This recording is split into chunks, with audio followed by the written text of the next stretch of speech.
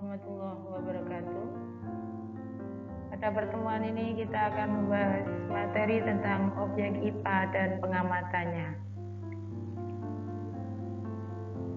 Ada dua pokok bahasan yang akan kita bahas, yaitu objek IPA dan pengukuran sebagai bagian dari pengamatan.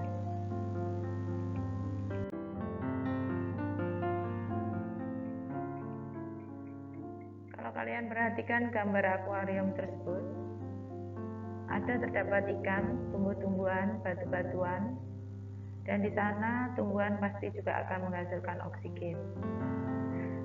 Nah, objek IPA itu apa? Yaitu segala benda yang ada di alam beserta interaksinya satu sama lain.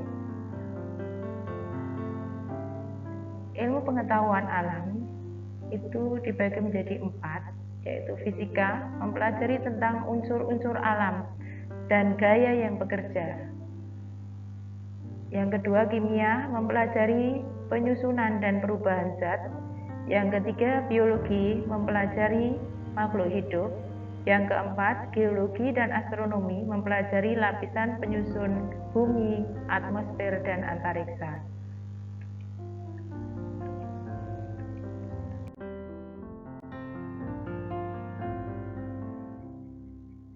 Ketika kita mempelajari IPA, tentu kita akan mendapatkan keterampilan proses dari belajar IPA tersebut. Keterampilan proses dasar atau basic skill yang akan kita peroleh yaitu keterampilan mengamati, keterampilan mengelompokkan atau mengklasifikasi, keterampilan memprediksi, keterampilan menyimpulkan atau membuat inferensi, keterampilan mengkomunikasikan. Keterampilan proses sains terintegrasi atau integrated skill yang akan kalian dapatkan setelah mempelajari IPA atau ketika mempelajari IPA yaitu merumuskan masalah, mengidentifikasi variabel, mendeskripsikan hubungan antar variabel, mengendalikan variabel, mendefinisikan variabel secara operasional, memperoleh dan menyajikan data, menganalisis data, merumuskan hipotesis, merancang penelitian, melakukan penyelidikan atau percobaan. Sikap ilmiah yang harus kalian punyai ketika belajar IPA yaitu mampu membedakan opini dan fakta, berani mencoba, jujur, teliti, selalu ingin tahu, objektif. Mau bekerja sama, terbuka dan fleksibel, bertanggung jawab, ulet dan gigih, serta mensyukuri karunia Tuhan. Bagian yang kedua pada materi ini yang kita bahas adalah tentang pengukuran. Pada materi pengukuran, kita bagi subbagian lagi yaitu pengukuran, besaran pokok, besaran turunan, besaran vektor, dan besaran skalar.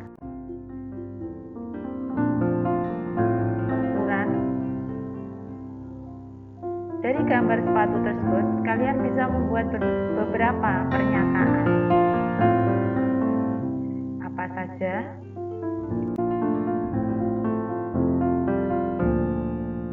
Berapa pernyataan yang kalian buat? Ada yang merupakan besaran, ada yang bukan. Dapatkah kalian mengelompokkan besaran-besaran yang tadi dimunculkan? Berdasarkan apa kalian melakukan pengelompokan tersebut? Pengukuran itu apa? Pengukuran atau ketika kalian mengukur itu adalah kegiatan mengukur, yaitu membandingkan besaran yang diukur dengan besaran lain yang sejenis yang digunakan sebagai satuan. Ketika kita belajar pengukuran, maka apa saja yang akan kita pelajari? Yang pertama adalah satuan baku dan tidak baku. Pengukuran langsung dan tidak langsung.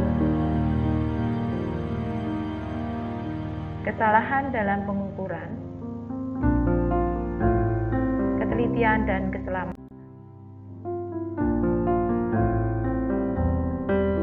Seorang tukang kayu, maka dia akan ketika membuat perabotan, maka dia akan mengukur berapa panjang kayu yang diperlukan dengan menggunakan alat ukur yang dipakai sebagai besaran, sebagai satuan dalam pengukuran dengan menggunakan meteran.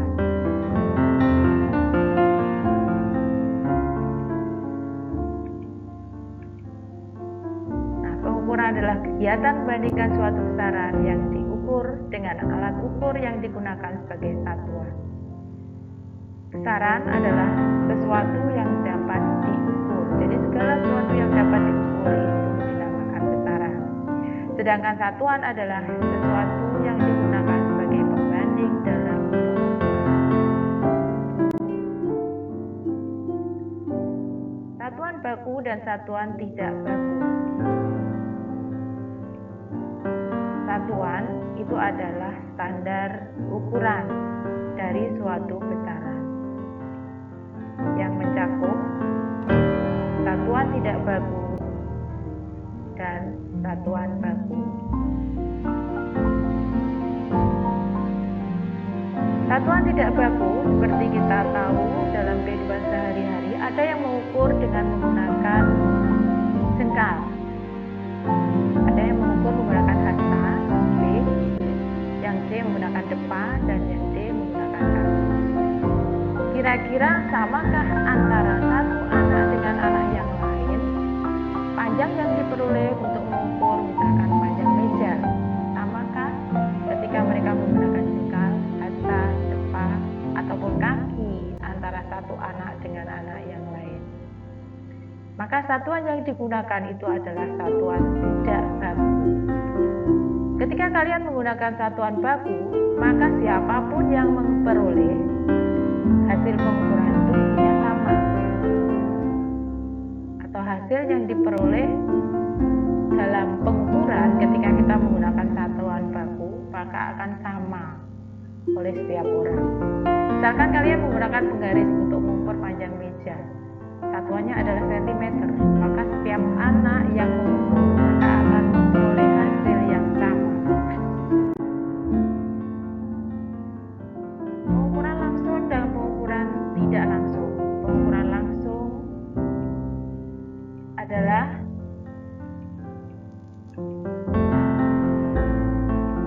pengukuran menggunakan alat ukur sehingga bisa diperoleh hasil pengukuran secara langsung. Contohnya, mengukur lingkar pohon dengan menggunakan meteran. Sedangkan pengukuran tidak langsung itu pengukuran menggunakan atau yang membutuhkan proses minimal 2 langkah untuk mengetahui hasil yang diukur. Contohnya mengukur lingkar pohon dengan melilitkan tali, lalu panjang tali diukur menggunakan penggaris. Kesalahan dalam pengukuran. Ada kesalahan sistematis dan kesalahan acak. Kesalahan sistematis itu kesalahan alat ukur, yaitu kesalahan pengukuran yang terjadi disebabkan alat ukur yang digunakan. Contohnya, kesalahan kalibrasi, penunjuk nilai 0 bergeser dari titik 0 yang sebenarnya. Pegas pada neraca pegas melemah sehingga penunjukan angka oleh jarum menjadi tidak akurat. Kesalahan sistematik kedua yaitu kesalahan manusia, yaitu kesalahan pengukuran yang terjadi disebabkan tidak mengetahuinya cara pengukuran yang benar. Contohnya, kesalahan parallax yaitu kesalahan pembacaan skala analog pada sudut yang salah. Jenis kesalahan sistematik yang ketiga adalah kesalahan lingkungan. Kesalahan pengukuran yang terjadi disebabkan perbedaan lingkungan dengan waktu kalibrasi alat sehingga menyebabkan kesalahan. Contoh kesalahan saat terjadi perbedaan suhu, tekanan, kelembapan udara atau percepatan gravitasi dengan kondisi suhu kalibrasi. Sedangkan kesalahan acak adalah kesalahan yang terjadi karena kondisi lingkungan yang tidak menentu sehingga mengganggu kerja alat ukur. Sebagai contoh, gerak Brown pada molekul udara, fluktuasi naik turunnya tegangan listrik, dan derau noise elektronik yang bersifat acak dan sukar dikendalikan.